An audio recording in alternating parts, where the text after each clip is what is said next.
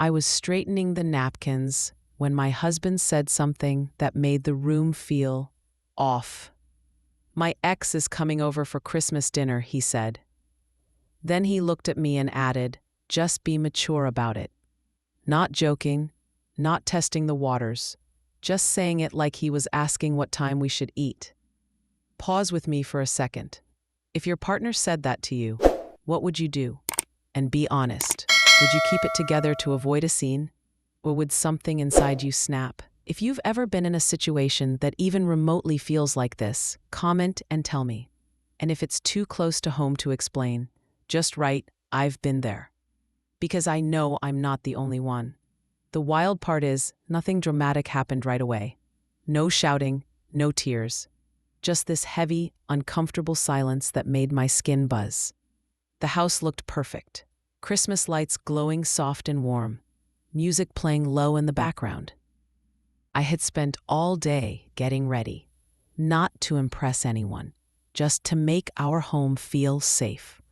Like a place where nothing weird or cruel could happen. And then he dropped that sentence, "An ex, at my table on Christmas." He said it like I was the problem waiting to happen, like the real issue wasn't the invite, but whether I would handle it well. I smiled, not because I agreed, because sometimes your body goes into autopilot before your heart catches up. Here's the part that still messes with me. My hands didn't shake. That's when I noticed the extra chair, already placed, already lined up with the rest of the table. So this wasn't a random thought. This was planned. Outside, snow started falling, all calm and pretty. Inside, my thoughts were running wild. Let me ask you this. If you stayed quiet in that moment, what would that teach him about your boundaries? And if you spoke up, what would it cost you? He called it one dinner, one night. But you and I both know this. Some moments are not small. They split your life into before and after. He thought maturity meant I'd swallow it. Smile, keep the peace. What he didn't realize was that the second he said it out loud, he set something in motion he couldn't control. And if you think this story ends with awkward small talk and polite smiles, stay with me, because what happened next changed everything. But I'm getting ahead of myself. Here's the thing most people would miss about that moment. It was never just about dinner. It was about what that sentence revealed, all at once, without him even realizing it. The assumptions, the entitlement, the quiet expectation that I would bend and call it growth. Because Christmas was never casual for me. It never had been. It was the one time of year where I slowed down on purpose, where effort mattered, where home was supposed to feel safe, warm, and grounded. This dinner was not just food on, it was memory, tradition, the one night where I believed we were still a team. And suddenly, he turned it into a performance. He did not ask how I felt. He did not check if I was comfortable. He decided, then framed my reaction as the real issue. That is what made it heavy. Because when someone tells you to be mature, what they usually mean is, do not make me uncomfortable. They mean, do not challenge this. They mean, carry this quietly, so I do not have to. And that changes things. I realized, standing there, that this was not the first time my feelings had been treated like an inconvenience. It was just the clearest example. This dinner mattered because it showed me where I stood. Not beside him, not with him, but expected to adjust around him. Let me ask you something personal. Have you ever been put in a position where saying yes felt wrong, but saying no felt risky? Where keeping the peace meant losing a little bit of yourself?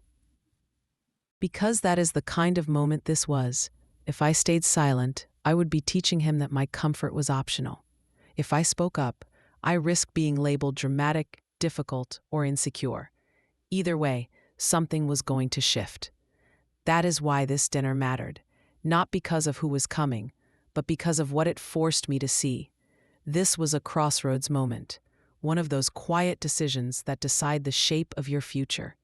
And once I saw it clearly, I knew one thing for sure. Whatever happened at that table was not going to stay at that table.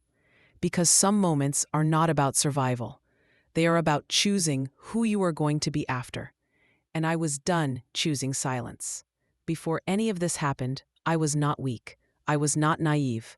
I was just trusting in a way that felt normal at the time. I believed in showing up fully. I believed that effort mattered. That if you loved someone and treated the relationship with care, things would balance out. I was the kind of woman who planned ahead. Not obsessively, just thoughtfully. I remembered birthdays. I noticed when his stress level changed. I adjusted without being asked because I thought that was what partnership looked like. And I was proud of that version of me. I liked being dependable. I liked creating a home that felt calm after a long day. Not perfect, just steady. If someone had asked me back then who I was, I would have said I was secure, comfortable in myself, not threatened by the past. An ex was an ex for a reason, right? People grew up. People moved on. I trusted words because they had never given me a reason not to. I trusted actions because they looked consistent. And I trusted my instincts, or at least I thought I did. I was not dramatic. I did not snoop. I did not question every little thing. I believed that maturity meant choosing peace over suspicion. That confidence meant not needing constant reassurance. Looking back, I can see how that mindset made me easy to underestimate, not because I lacked intelligence, but because I led with good faith. I assumed honesty because I was honest. I assumed loyalty because I was loyal. I assumed respect because I gave it freely. And I want to be clear about this, especially for anyone watching who relates. There is nothing embarrassing about being that woman. She was kind. She was steady. She was emotionally grown. She believed love did not need constant defense.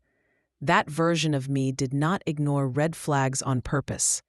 She just did not expect to be handed one so boldly, wrapped in holiday lights and labeled as maturity. I did not lose my dignity when I trusted him. I carried it with me into that moment. What changed later was not my worth. It was my awareness. And that difference matters more than people realize. From the outside, our marriage looked solid. Not flashy, not dramatic. Just good. We were the couple people pointed to and said, "They've got it figured out." We laughed easily together. We showed up to family events on time. We knew each other's coffee orders without asking. We fought rarely, and when we did, it stayed private. There was history there, real history. Late-night talks that started as jokes and ended in plans. Inside jokes nobody else understood. A shared rhythm that made daily life feel easier instead of heavier. We built routines that felt comforting. Sunday mornings that moved slowly. Weeknights where we debriefed the day on the couch. Little traditions that made the relationship feel lived in, not forced. I trusted him because his words lined up with his behavior. Or at least that is what it looked like at the time. He showed up. He remembered things that mattered to me. He talked about the future like it was a given, not a question mark. And I believed him. That belief was not blind. It was earned, layer by layer. We had been through stressful seasons together. Work changes, family issues, moments where one of us had to carry more weight than the other. And we handled it. Together. That is why this hurt differently later. Because it was not a shaky foundation collapsing. It was something stable being quietly undermined. People saw us as balanced. They saw me as calm and grounded. They saw him as steady and reliable. Nobody would have guessed there were gaps forming underneath the surface. Not our friends, not our families, and honestly, not even me. That is the part that still stings.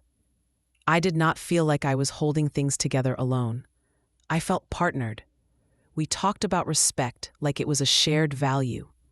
We talked about trust like it was non-negotiable. We talked about boundaries like they were understood without needing to be spelled out. So when he spoke that sentence about Christmas so casually, it did not just shock me. It contradicted everything I thought we had built. That is why this mattered, because you can handle discomfort when you trust the person beside you. What breaks you is realizing that the rules you were playing by were not actually mutual. I was still living inside the marriage I thought we had. He had already started operating outside of it. And the scariest part was how normal everything still looked while that gap kept widening. That is what made the illusion so convincing, until it wasn't. The truth is, that Christmas conversation was not the first time something felt off. It was just the first time I could not explain it away. Before that, the feeling came quietly, small enough to dismiss, easy to ignore if you wanted to keep believing everything was fine. It showed up in moments that did not seem important on their own. A pause before answering simple questions. A distraction that lingered a little too long. That slight shift in energy when certain names came up in conversation. Nothing dramatic, nothing obvious, just enough to make your intuition tap you on the shoulder and then step back. I remember telling myself I was overthinking. That work stress could do that to a person. That distance sometimes had nothing to do with betrayal and everything to do with exhaustion. And honestly, that explanation felt reasonable. I was not the jealous type. I did not want to become someone who searched for problems just to feel secure. I believed that trust meant getting the benefit of the doubt, even when things felt slightly uncomfortable. So I did what a lot of women do. I minimized myself. I brushed off the moments that did not sit right. I laughed when something felt awkward. I stayed quiet when a question formed in my mind, but felt inconvenient to ask. There were little things I noticed later, once I knew what I was looking for. The way his phone always stayed face down. A way certain messages made him step out of the room. The way his tone changed, almost imperceptibly, when I asked about his day. At the time, I told myself this was normal. Privacy, independence, healthy space. Because that is the tricky thing about intuition. It rarely shows up screaming. It whispers. And when life is busy and everything else looks stable, whispers are easy to ignore. Looking back, I can see the exact moment my body knew before my mind did. A tightness in my chest that had no logical explanation. A sense that I was missing a piece of a conversation I was supposedly part of. Have you ever felt that? That quiet discomfort you cannot prove, but also cannot shake. If you have, you know how tempting it is to silence it. To tell yourself you are being dramatic. To choose peace over curiosity. I thought ignoring that feeling was maturity. I thought it was emotional intelligence. What I did not realize then was this. Ignoring your intuition does not make it disappear. It just waits. And when it comes back, it does not come gently. The truth did not arrive with drama. It did not announce itself. It slipped through quietly, like it had been waiting for the right moment. It was an ordinary day. Too ordinary, actually. I was in the kitchen, half focused on a grocery list, half listening to the hum of the house doing what it always did. Nothing felt urgent. Nothing felt wrong. Then his phone buzzed. Not once, not twice. Again and again. It was sitting on the counter, screen lighting up every few seconds like it was insisting on being noticed. I was not snooping. I had never been that person. But something about the timing, the persistence of it, made my stomach tighten. I glanced at the screen without touching it. A name, short, familiar in a way I could not place right away, and a message preview that did not belong in my marriage. My body reacted before my thought. Heat rushed to my face. My hands went cold. I told myself there had to be an explanation. There always was, right? I picked up the phone. That moment still plays in my head in slow motion. The weight of it in my hand, the way my thumb hovered before unlocking it, the split second where I could have put it back and stayed in the dark. But once you feel that pull, pretending you do not is impossible. I unlocked the screen. The message thread opened immediately, like it had been waiting for me. There was no confusion, no vague wording, no room for misinterpretation, just familiarity, intimacy, a tone that did not belong to a past relationship that was supposedly over. My chest felt tight, like the air had been pulled out of the room. I scrolled. Each message peeled back another layer of something I did not know I was living inside. Plans that did not include me, memories I had never been part of, words that were too comfortable, too practiced to be new. I remember noticing strange details, the timestamps, the way jokes carried history, the way boundaries were non-existent. This was not a mistake. This was a pattern. I stopped scrolling not because I had seen everything, but because I had seen enough. My hands started to shake then, not violently, just enough to make the phone feel heavier. I placed it back on the counter, exactly where it had been. That felt important for some reason. Like returning a prop to the stage before the actor came back in. I leaned against the counter and stared at nothing. The house was quiet, too quiet. Every memory I had been standing on started shifting under my feet. Conversations replayed in my head, now carrying new meanings. Moments I had brushed off suddenly sharpened into focus. I did not cry. That surprised me. What I felt was colder than sadness, clearer. I understood something then that I had not before. The truth had not just appeared. It had been there for. It had simply waited until I was finally looking at it. I did not confront him that day, not because I was unsure of what I had seen, but because something inside me shut the door on impulse. I moved through the rest of the afternoon like muscle memory had taken over. I rinsed a mug, I folded a towel. I answered a question about dinner without hesitation. From the outside, nothing had changed. Inside, everything had fractured. He came home later, relaxed, unaware that the ground beneath him had shifted. He kissed my cheek like he always did, asked how my day was, smiled in that familiar way that used to make me feel safe. I smiled back. That was the moment I realized silence could be louder than screaming. Every word I did not say pressed against my chest.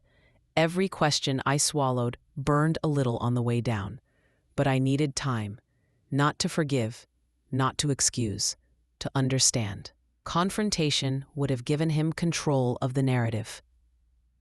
It would have allowed explanations, deflections, half-truths.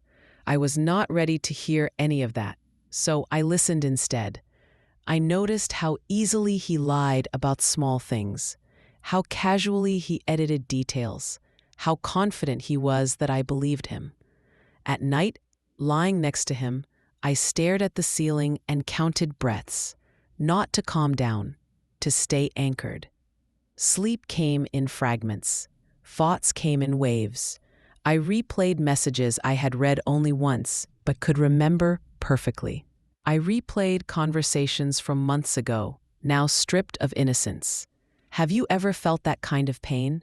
The kind that does not explode, but spreads quietly until it fills every corner? That was where I was living. And still, I said nothing. I did not cry into pillows. I did not call a friend. I did not let my voice crack in the shower. I held it together because falling apart would have made it real too soon. There was power in waiting. I could feel it forming, even as my heart felt like it was breaking in slow motion. Silence became my shield. Observation became my anchor. He thought everything was normal. That illusion gave me space. Space to breathe. Space to think. space to decide what kind of woman I was going to be when this finally surfaced. Because the truth is, staying silent was not weakness, it was restraint. And restraint, I was learning, could be dangerous in the right hands. I was not pretending nothing was wrong. I was preparing, and he had no idea.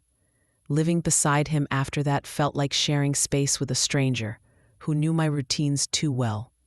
Mornings still happened, coffee brewed, shoes lined up by the door. Small talk floated between us like it always had. And that was the hardest part. Nothing on the surface forced a reaction. No obvious cracks. No dramatic shift he could point to and ask questions about. He laughed at the same jokes, complained about the same things, reached for me absent-mindedly, like muscle memory had not gotten the memo. I let him, not because it felt okay, but because I was watching.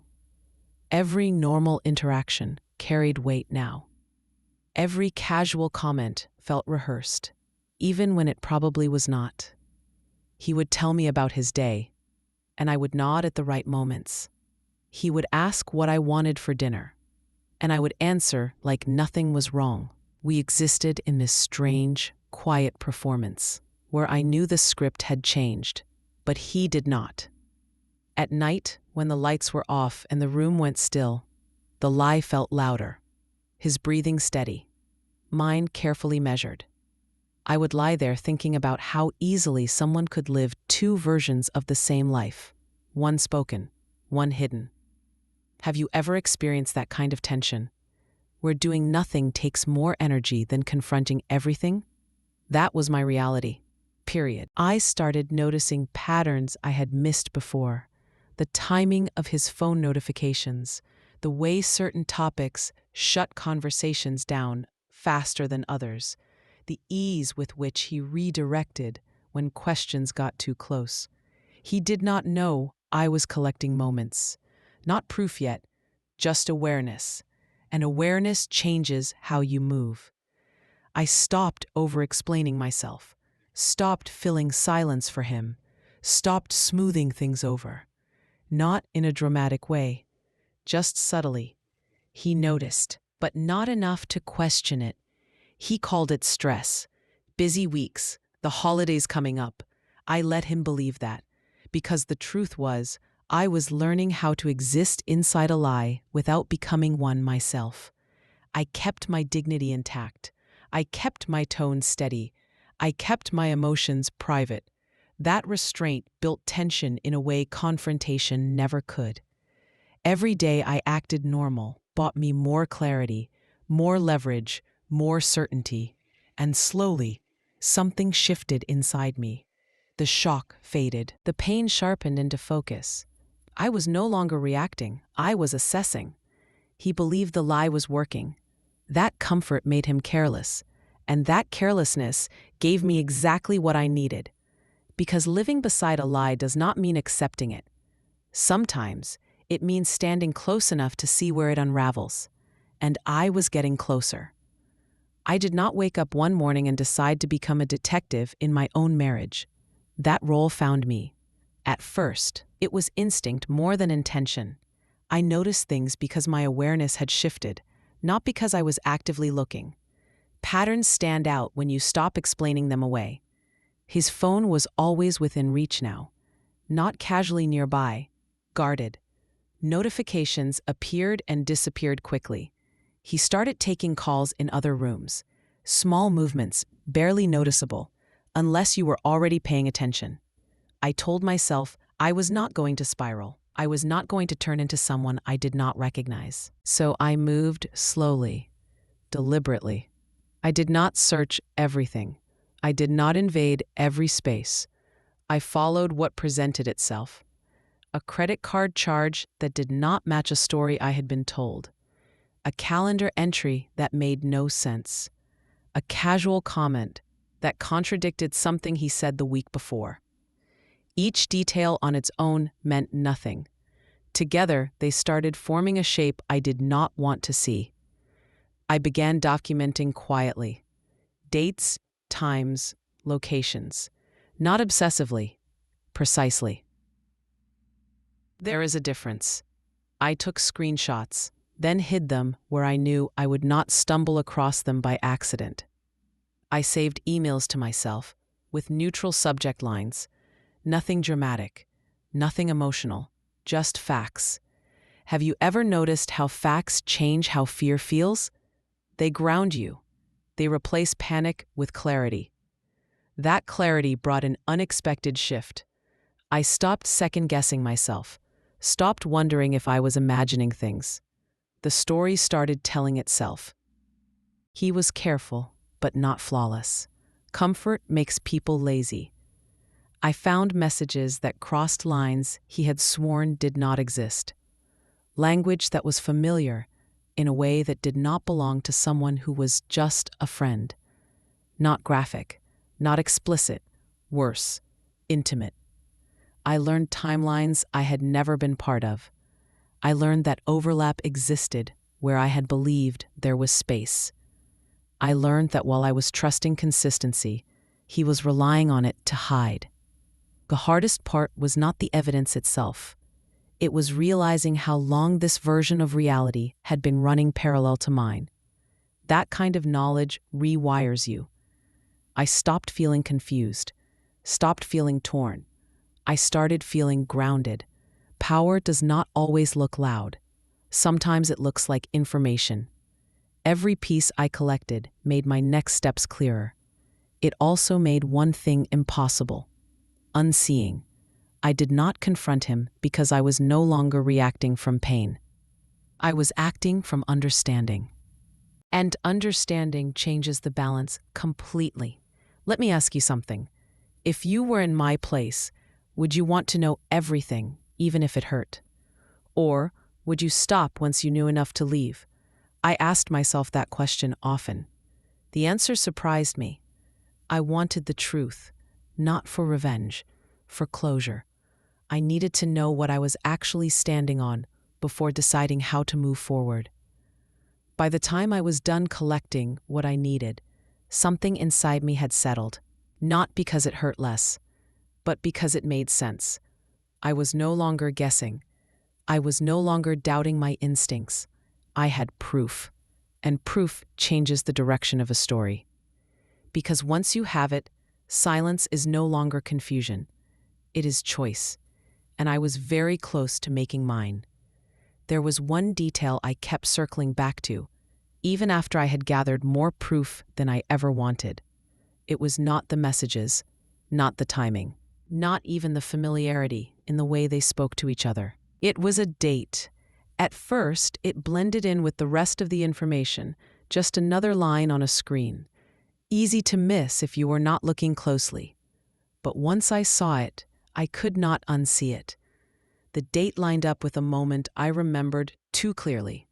A day when I had needed him, not casually, not emotionally. I needed him in the way that makes everything else stop mattering. I remembered that day because I had replayed it 100 times before, long before I ever knew the truth. The way the house felt too quiet, the way my phone stayed silent longer than it should have, the way I told myself he must be busy because that explanation felt safer. Back then, I believed his reason without questioning it. Work ran late, meetings piled up, nothing unusual. Seeing that date again changed the meaning of that memory entirely, because now I knew where he actually was. And that knowledge hit harder than anything else I had uncovered. It was not just betrayal, it was replacement. While I was holding myself together, trusting that he would show up when it mattered, he had chosen something else, someone else. That realization landed in my body like a slow wave. Not explosive, heavy. I sat there staring at the screen, feeling something shift permanently. The kind of shift you do not come back from. This was not about temptation. This was not about a mistake. This was about priorities. And I was not one of them. Have you ever had a memory rewritten like that, where something you once accepted suddenly feels cruel in hindsight? That is what this detail did. It stripped away every excuse I had left. every soft explanation, every benefit of the doubt I had been clinging to without realizing it. I understood then that this was bigger than a relationship problem. This was a character problem. Once that clicked, the emotional fog lifted. I stopped asking why. I stopped wondering what I could have done differently.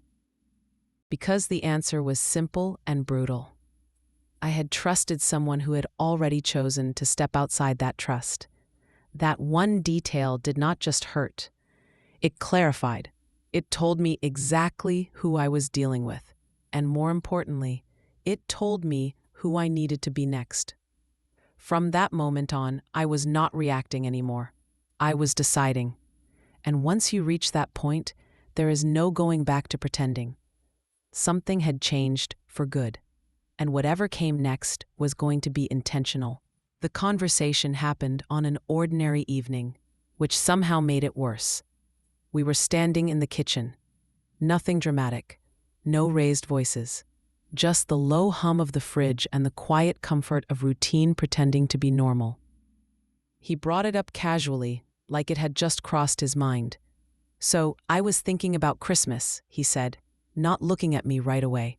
That alone made my chest tighten. He leaned against the counter, arms crossed, tone relaxed. Too relaxed. "You know how we usually keep it small," he continued. "Well, I ran into my ex the other day. We talked for a bit. She's going to be alone for the holidays." There it was. The setup. I stayed quiet, giving him space to finish. I wanted to hear how far he would take it without interruption. "I thought it might be nice to invite her," he said. "Just for dinner." I looked at him then. Really looked. His expression was careful. Not guilty. Not nervous. Expectant. Before I could respond, he added the sentence that shifted everything. "Just be mature about it." The words were soft, but they carried weight. They were not a request. They were a warning. Be mature meant do not react. Be mature meant do not embarrass me. Be mature meant accept this and make it easy. I felt my heartbeat slow instead of speed up. That calm scared me. I asked one question, keeping my voice even. "Why?" He hesitated for a fraction of a second. "Just long enough." "She does not." He said, "It is Christmas. It feels like the right thing to do." The right thing. For whom? I could feel the room holding its breath. I could also feel my instincts lining up with everything I had already learned. This was not about kindness. This was about convenience. I realized then that he had already decided. My role was not to agree or disagree. It was to comply quietly. That realization cut deeper than the invitation itself. Have you ever been in a conversation where the outcome was already chosen for you? Where your feelings were treated like obstacles instead of information? I nodded slowly. Not because I accepted it. Because I needed him to believe I had. "Okay," I said. The relief on his face was immediate. Too immediate. He smiled, tension gone, like the problem had solved itself. In that moment, I understood something important. This conversation was not testing my patience. It was testing my boundaries. And I had just learned exactly how much he thought he could take. I did not argue. I did not question him again. I did not ask for time to think. I agreed, and I watched his face change the second I did. Relief washed over him so quickly it was almost embarrassing. His shoulders dropped, his tone softened, like he had just passed a test he was worried about failing. "That means a lot," he said. "I knew you would understand." Understand. That word sat heavy in the air. I smiled again, calm and easy, like this conversation had not just shifted the ground under our marriage. I nodded like this was no big deal, like inviting an ex into our home on Christmas was just another adult decision grown people made. Inside, Everything went quiet, because this was the moment he stopped being careful.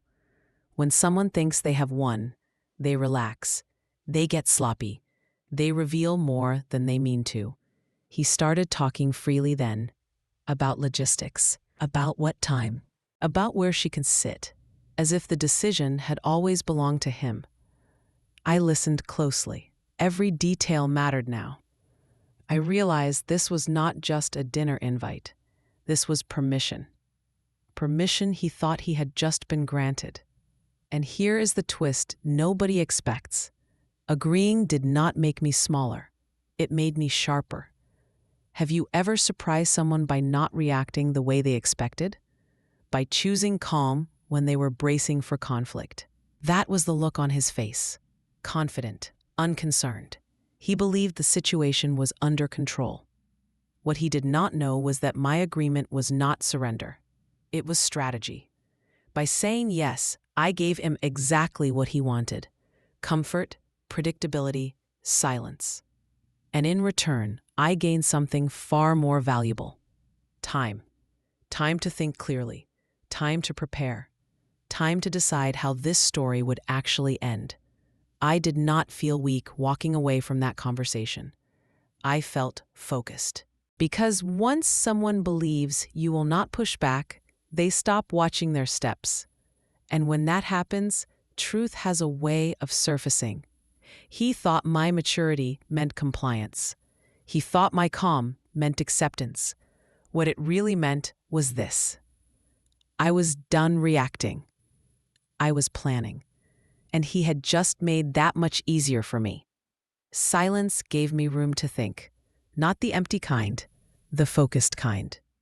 Once I agreed, everything around me shifted. He relaxed into routine. Convinced the tension had passed, I stepped into observation, fully awake. I did not rush. I did not panic plan at 2 a.m. I waited until my thoughts felt steady. Then I started building something quietly intentional. The first thing I did was slow everything down.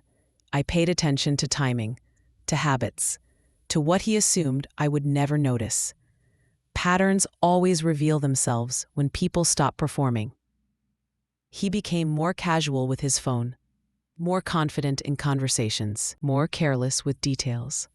I listened more than I spoke, asked fewer questions. Let pauses do the work. That alone changed the power dynamic. I started organizing what I already knew, not emotionally, practically. Dates, conversations, moments that once felt confusing now lined up too cleanly to ignore. I did not need every detail. I needed enough to understand the shape of the truth. And once I saw that shape, the plan began to form. It was never about revenge in the dramatic sense. No scenes, no shouting, no public meltdown. That would have given him control again. This was about clarity. I wanted the truth to arrive on its own terms, without me having to force it into the open. I wanted the consequences to feel inevitable, not engineered. That distinction mattered. I thought about timing first. Christmas had weight, the motion, witnesses, not strangers. Family, people who knew us. People who could not pretend this was nothing. I thought, my home, my table, a place where comfort would make everyone less guarded, where reactions would be honest. Then I thought about myself, how I needed to show up. Calm, prepared, unshakable. I practiced restraint in small ways leading up to it, not withdrawing completely, just enough to stay grounded. I kept my routines. I showed up when expected. I did not tip my hand. That was harder than it sounds. There were nights when the urge to confront him sat heavy on my chest, when saying nothing felt like swallowing glass. But I reminded myself why I was waiting, because this was not about proving him wrong. It was about protecting myself. Every step of the plan had one question behind it. Will this give me clarity, or will it create chaos? If it leaned toward chaos, I let it go. That is how I knew this was not coming from anger. It was coming from self-respect. I also prepared for the aftermath. That part matters more than people admit. I thought about what I would need emotionally, who I would lean on, where my boundaries would land. Because no plan is complete without knowing how you will land after the fall. I decided what I would say and what I would not, what I would explain and what I would let speak for itself. Silence, when used well, can be devastatingly clear. I knew there would be a moment when everything shifted, a point of no return. I was ready for that. What surprised me was how calm I felt as the pieces came together. Not numb, clear. There is a specific kind of calm that comes when you stop hoping someone will change and start accepting who they are. That calm sharpens you. As Christmas approached, he grew lighter, almost cheerful. He talked about logistics, about food, about how nice it would be. I matched his tone, not because I felt it, because it kept him exactly where I needed him, unaware. Let me ask you something. Have you ever realized that the quietest person in the room was actually the most prepared? That was me. By the time the plan was fully built, it did not feel like a plan anymore. It felt like a decision that had already been made. I was not waiting to see what would happen. I knew. All that was left was the moment it would reveal itself, and that moment was getting closer. Christmas morning arrived quietly, like it always did. No chaos, no alarms, just soft light filtering through the curtains, and that familiar stillness that makes the day feel heavier with meaning. I woke up before anyone else, not because I was excited, because my body already knew this day mattered. The house looked peaceful, too peaceful. The tree lights were still on from the night before, casting that warm, golden glow people associate with safety. The kind of scene that belongs on a holiday card. I stood there for a moment, letting it sink in. This was the calm before something shifted. Coffee brewed, the kitchen filled with a familiar smell. I moved through the morning on autopilot, steady and composed. If anyone had watched me, they would have seen a woman completely in control. No shaking hands, no rushed movements. Inside, I was counting, not minutes, moments. Every task had a rhythm now, each one bringing me closer to the point where pretending would no longer be necessary. He came downstairs cheerful, relaxed, already dressed. He kissed my cheek like this was any other holiday, like nothing fragile was balancing just beneath the surface. "You okay?" he asked casually. I met his eyes and nodded. Of course. And that was the truth, in a way he did not understand yet. The day unfolded in pieces. Phone calls with family, light laughter, small traditions we had kept for years. Everything felt normal enough to fool anyone who was not living inside my head. The food prep started early, chopping, stirring, timers quietly ticking. The kitchen became my anchor. Every sound felt amplified. The clink of a spoon against a bowl, the low hum of the oven. Outside, the weather matched the mood perfectly. Cold, clear, snow dusting the ground like nothing ugly had ever touched it. He checked the time more than once, not obviously, just enough for me to notice. That told me everything I needed to know. I kept my tone light, neutral, unbothered. That calm unsettled him just a little. He asked if I needed help. I told him I had it covered. Because I did. As the afternoon moved closer to evening, the air in the house thickened with anticipation. Not excitement, expectation. The table was set carefully, every place intentional, including the one I had already memorized. I stood back and looked at it. This was the stage, and everyone was about to walk into it, believing they knew their roles. I checked the clock again. Less time now. my phone buzzed with a message from someone who met. A reminder that I was not alone, that whatever happened next, I would not have to carry it by myself. That steadied me. He straightened his shirt, adjusted the candles, smiled. He was ready for dinner. He was not ready for consequences. And the closer the evening came, the clearer one thing became. This calm was not peace. It was pressure. And pressure always reveals the truth. She arrived right on time. Not early, not late, perfectly timed. Like someone who knew exactly where she belonged. I watched from the hallway as he opened the door, his posture shifting in a way I had not seen all day. Softer, lighter, familiar. She stepped inside carrying wine and a practiced smile. Dressed casually but carefully, the kind of effort meant to look effortless. Her eyes flicked toward me for half a second longer than polite curiosity required. Assessment.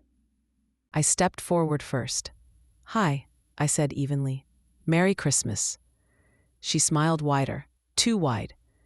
"Thank you so much for having me," she replied, her voice warm, controlled. She did not apologize for the awkwardness. She did not acknowledge it at all. That told me more than words ever could. We moved toward the table, the three of us, falling into an unspoken formation. I noticed how naturally she took the seat beside him, not asking, not hesitating, claiming. I said nothing because sometimes silence is the sharpest response. The candles were lit. The food was placed. Everything looked perfect. That was the problem. Conversation flowed easily at first. Safe topics, neutral laughter. She complimented the food, the house, my taste. Each compliment landed like a small test. I thanked her every time, calm, polite. Across the table, he relaxed more with each passing minute, clearly relieved that the evening was unfolding without conflict. He poured her wine before anyone else, refilled her glass without being asked. Small gestures, loud meaning. She leaned in when she spoke to him, not dramatically, just enough. Their familiarity sat between us like a fourth presence. Have you ever been in a room where the disrespect is quiet but constant? Where nothing crosses an obvious line, yet everything feels wrong? That was this table. She laughed at jokes I had heard 100 times. She finished his sentences once. He did not stop her. I felt something steady instead of sharp. Detachment. That surprised me. I realized then that watching this play out hurt less than imagining it had. Because now I was seeing it clearly. Not my fear, not my imagination. Reality. She asked me questions that sounded thoughtful, but landed hollow. How long have you two been together? What is your favorite holiday tradition? I answered honestly, briefly. I did not offer details. She did not need them. At one point, she reached for the serving dish and brushed his hand.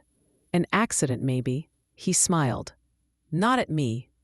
I noticed everything, but I reacted to nothing. That restraint was my power, because while they were comfortable, I was observant. While they assumed control, I was measuring. The subtle disrespect built layer by layer. Not enough to cause a scene, enough to leave a mark. And the entire time, I kept thinking the same thing. They believed I was tolerating this. What they did not understand was that tolerance and allowance are not the same. I had not allowed this. I had scheduled it. As dessert approached, the air shifted slightly. She checked her phone. He adjusted in his seat. Anticipation. I felt it too, not dread. Readiness. We were all sitting at the same table, sharing the same meal, participating in the same moment. But only one of us knew what it was actually leading toward, and that made all the difference. Because emotional chess is not about the move you make. It is about the one they never see coming. The sound of the door opening did not crash through the room. It slipped in quietly. A soft click. Footsteps on the hard wood. A pause that lasted just long enough to be noticed. Conversation at the table slowed, then stopped. Not all at once. One sentence unfinished, one fork hovering mid-air. I did not turn around immediately. I let the silence do what it needed to do. He was the first to look. I saw it in the way his shoulders stiffened before his head moved. Confusion crossed his face, followed by something sharper. Recognition. She turned next. Her smile faltered, just for a second, before she tried to recover it. Too late. I stood calmly and faced the doorway. The man standing there did not rush in. He did not speak right away. He took in the room slowly. The table, the candles, the three of us frozen in place. Then his eyes landed on her. Hi. Her face drained of color. In that moment, everything shifted. "What is this?" my husband asked, standing halfway out of his chair. His voice sounded hollow, uncertain. I stepped forward before anyone else could speak. "This," I said calmly, "is the rest of the truth. No shouting, no raised voice, just clarity." The man introduced himself without drama. Name, relationship. The word fiancé landed heavy in the room. She shook her head immediately. "No, this is not what it looks like." Her voice cracked on the last word. He did not look at her. He looked at my husband. "You told me she was single," he said. "You told me there was no one else." The silence that followed was thick, unforgiving.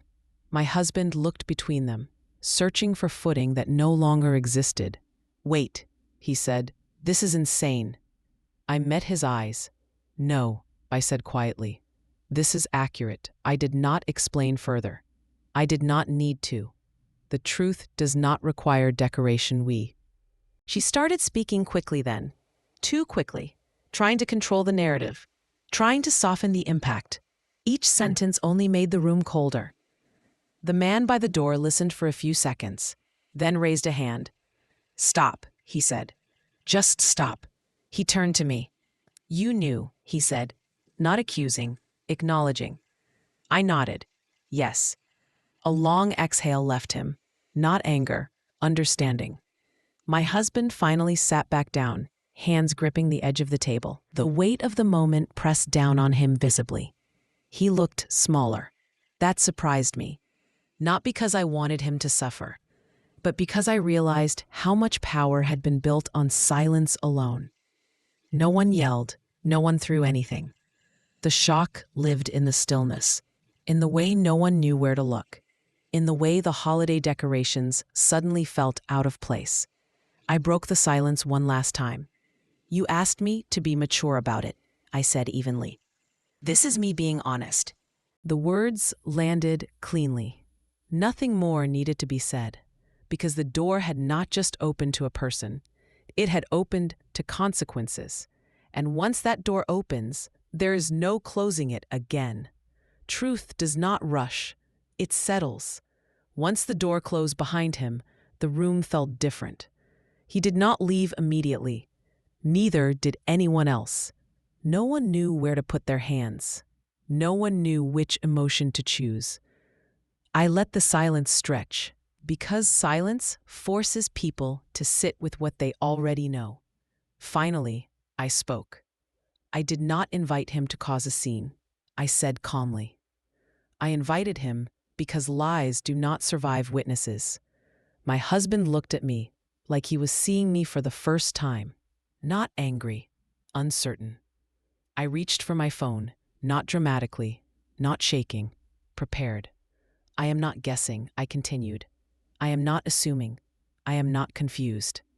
I placed the phone on the table and turned the screen toward them. Dates, messages, timestamps. 3. I did not show everything. I showed enough. Each swipe removed another place they could hide. She leaned forward, eyes scanning, lips pressed tight. Her composure cracked in small ways. "That is private," she said. "So was my marriage," I replied. The man by the door finally spoke again. "That message," he said, pointing, "that was sent while you were with me." She closed her eyes. The truth did not argue. It did not defend itself. It simply existed. My husband tried to explain then. Not loudly, desperately. Words tripped over each other. Intentions, timing, confusion. None of it landed. Have you ever watched someone realize that explanations no longer work? That moment when logic stops obeying them? That was him. I kept my voice steady. "There is more," I said. "Financial records, reservations, patterns. I did not need to display them all. The knowledge that they existed was enough." The man took a step back, shaking his head slowly. "You let me plan a future with you," he said to her, "and you let him believe he was the only one." She reached for him instinctively. He stepped away. That single movement said more than any argument. Consequences are rarely loud. They are relational. They show up in distance. My husband finally looked at me fully. "You could have just told me," he said quietly. I met his gaze without blinking. "And you could have just told the truth."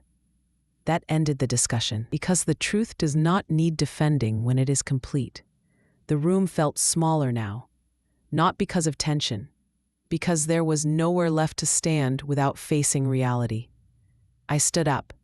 "This dinner is over," I said calmly, "for all of us. No anger, no drama, just finality." The man nodded once, eyes still heavy, then turned and walked out. She followed a few moments later, not meeting anyone's eyes. The door closed again. This time, it sounded different. Not quiet, definitive. I did know. I felt clear, and clarity is what truth gives you when it finally speaks out loud. The house felt hollow after the door closed. Not empty, exposed. The decorations were still there. The table still set, food untouched, but the illusion had collapsed. I stood there for a moment, letting my body catch up with what had just happened. My hands were steady. That surprised me. He sat frozen at the table, staring at nothing, like the room had drained the air out of him. The confidence he had carried all evening was gone. This was the moment I felt it. The shift. Not loud, not dramatic, definitive. I realized I was no longer waiting for his reaction. I did not need it. That was power. He finally looked up at me, eyes glassy, voice low.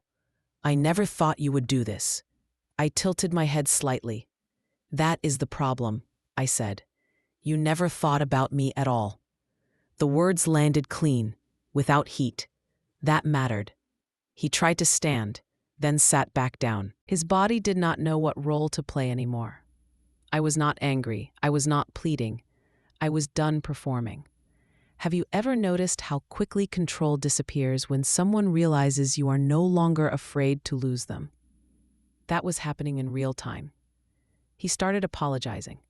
Not convincingly, not coherently, just trying to regain footing. I listened without interrupting, not because I owed him that, because I wanted to see if anything real remained. Nothing did. The power did not come from exposing him. It came from no longer needing anything from him afterward. I walked to the table and cleared my place setting. One plate, one glass. The simplicity of that action felt grounding. "I am not asking for explanations," I said calmly. "I am informing you." He looked up sharply. "This marriage is over. No threat, no ultimatum, a statement." He opened his mouth, then closed it again.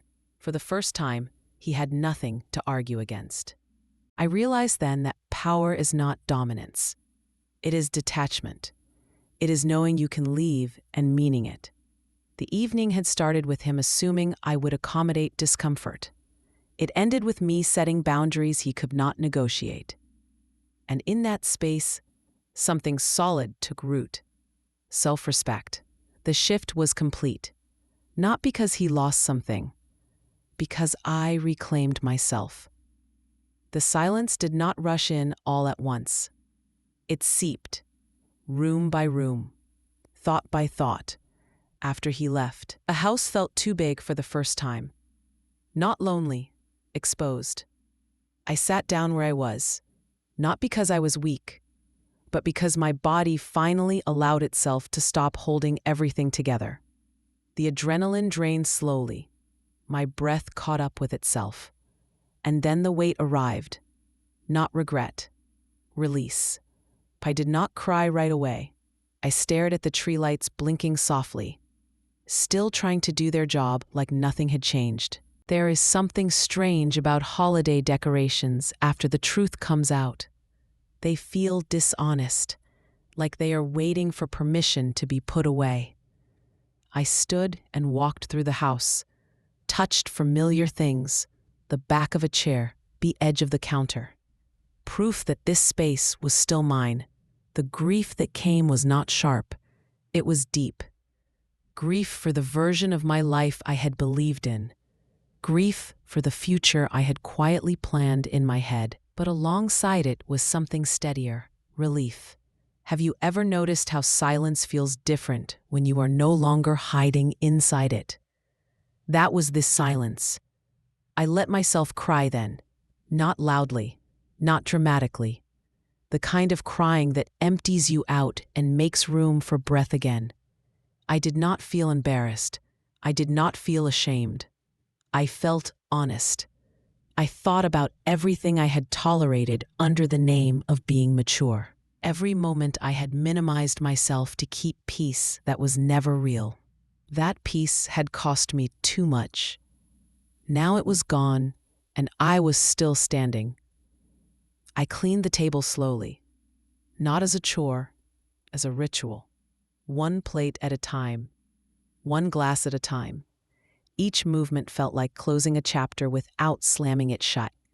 The house settled again as the night deepened. The silence became softer, less heavy. I sat on the couch, wrapped in a blanket, phone resting beside me. I did not reach out to anyone right away. I did not need witnesses anymore. The truth had already done its work. In that quiet, I realized something important. I had not lost everything. I had lost what was false, and what remained was real enough to build on. The silence settled, and for the first time in a long time, it belonged to me. The choice did not arrive in a dramatic moment. It arrived quietly, the morning after. Sunlight came through the windows like it always did, touching the same walls, the same furniture, the same life that had carried me through everything. But I was not the same person standing in it. I made coffee and stood there holding the mug, feeling the weight of a decision that no longer felt heavy. This was not about him anymore. It had not been for a while. I chose honesty over harmony. I chose clarity over comfort. I chose myself without apologizing for it. Boundaries are often misunderstood. People think they are punishments. They are not. They are directions. I decided what I would no longer accept, not in relationships, not in conversations, not in the quiet moments where self-betrayal tries to disguise itself as maturity. I wrote things down that morning, not plans, standards, what I expected from the people in my life, what I would give in return. Anything that required me to shrink was no longer welcome. Have you ever noticed how peaceful it feels to stop negotiating with your own instincts? That peace stayed with me. I did not rush into fixing everything. I did not need to. Growth does not ask for speed. It asks for direction. I reached out to the people who mattered, not to explain, to connect. I let myself be supported without feeling like I owed anyone strength in return. That was new. I moved through the day slowly, intentionally. I cleaned because I wanted to. I rested because I needed to. Nothing felt rushed. The future was unclear, but it was mine. I understood then that self-respect is not something you declare. It is something you practice. In the moments where you say no. In the moments where you walk away. in the moments where you choose peace over permission. What I chose for myself was not loneliness, it was alignment. With my values, with my truth, with the woman I was becoming. And once that choice was made, everything else became negotiable. Except that. Time did not fix everything. It softened the edges. Weeks passed, then months, and the intensity of that night loosened its grip. Not because it mattered, because I learned how to carry it differently. Life did not return to what it was. It reorganized. I changed routines first, small things, morning walks instead of scrolling, evenings that belonged to me instead of obligations. I reclaimed spaces that had felt shared but were never truly safe. The couch, the kitchen, the quiet. Healing was not linear. Some days felt light. Others felt heavier than expected. Both were allowed. I learned to sit with discomfort without trying to fix it immediately, to trust that clarity would come without force. It did. I started doing things I had postponed for years, not because I was waiting for permission, but because I had stopped denying myself time. Creative work returned. Conversations felt more honest. The people who stayed did not ask me to explain myself. They trusted my boundaries without testing them. That mattered more than grand gestures ever could. Have you ever noticed how rebuilding feels less like construction and more like editing? I removed what no longer fit. I refined what remained. Slowly, a new rhythm took shape. I laughed again, not carefully, not quietly, genuinely. The version of me that emerged was not hardened. She was clearer. I trusted myself in ways I never had before. Not because I was stronger, but because I was listening. There was grief still. Grief for what could have been, but it no longer defined me. I understood that storms do not only destroy, they reveal foundations, and mine held. Life after the storm did not feel like recovery. It felt like arrival. For a long time, I believed being mature meant staying quiet. It meant swallowing discomfort. It meant choosing peace even when that peace was built on disrespect. It meant not rocking the boat, not asking too many questions, not making anyone uncomfortable. That is what I was taught maturity looked like. I know better now. Being mature is not about tolerating what hurts you. It is not about smiling through betrayal or calling silence strength. Real maturity is discernment. It is knowing the difference between patience and self-abandonment, between understanding and excusing, between keeping the peace and keeping yourself. When he told me to be mature about it, what he really meant was this: do not challenge me. Do not inconvenience me. Do not make me face consequences. And for a moment, I almost believed that version of maturity. But here is the truth. Maturity is not passive. It is grounded. It is the ability to pause instead of explode, to observe instead of deny, to act intentionally rather than react emotionally. Being mature is choosing clarity over comfort, even when clarity costs you something. It is understanding that respect does not require you to explain yourself repeatedly, that boundaries do not need permission. That silence can be powerful, but only when it is chosen, not forced.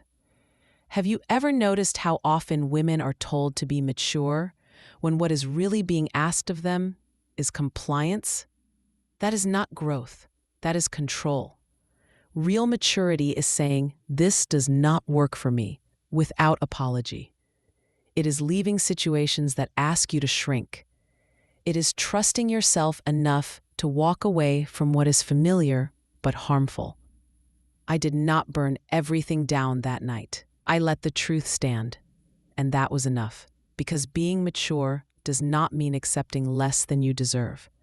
It means having the courage to demand better, even if that means standing alone for a moment. If you take anything from this story, let it be this: you are not dramatic for wanting honesty. You are not difficult for setting boundaries, and you are not immature for choosing yourself. Sometimes, the most mature thing you can do is stop pretending everything is fine and start honoring what you know is true. That is not a weakness. That is self-respect.